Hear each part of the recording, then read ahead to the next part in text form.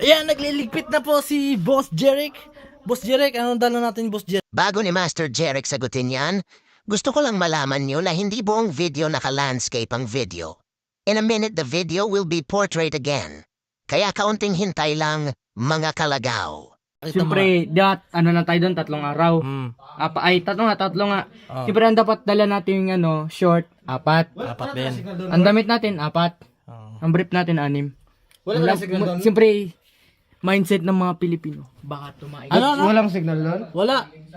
Hop, tama na. Biyahe na. At yan na nga, palabas na kami ng Siksikan at papunta na kami ng Irawan upang magpahangin.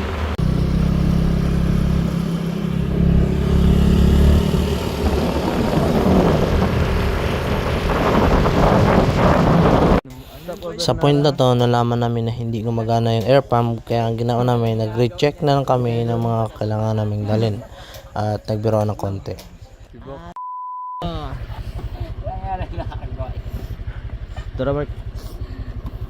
At yun na nga, paalis na kami at sana enjoy nyo ang video.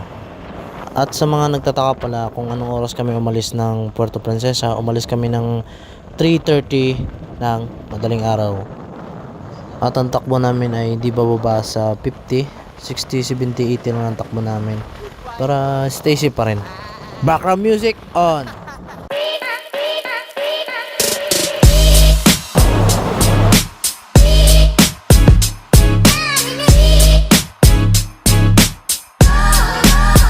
Sa point na to, naabot na namin ng Nara at nagkape kami saglit at nagpahinga. Mga bandang 5:30 ay umalis na rin kami para patuloy ang journey.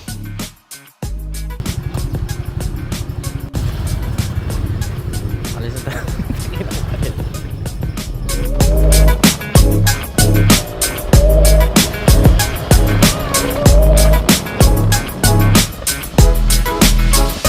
Sa point na to, nasa Abu-Abu na kami para magdagdag gasolina para tuloy-tuloy ang bird journey at pag sightseeing na konti, tapos picture-picture.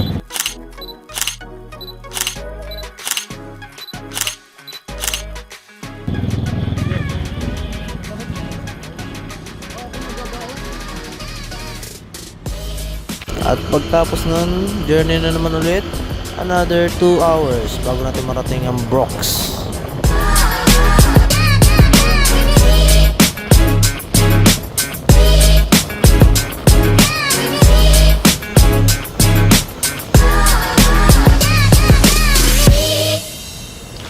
Sa point na to, na lubat ng ginagamit naming cellphone pang video.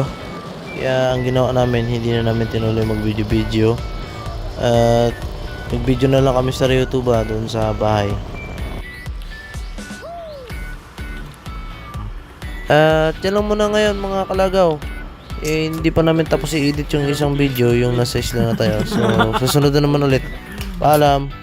Huwag nyo kalimutang i-follow ang aming FB page at mag-subscribe sa aming YouTube channel. At i-share na rin para show love. Thank you. Hello!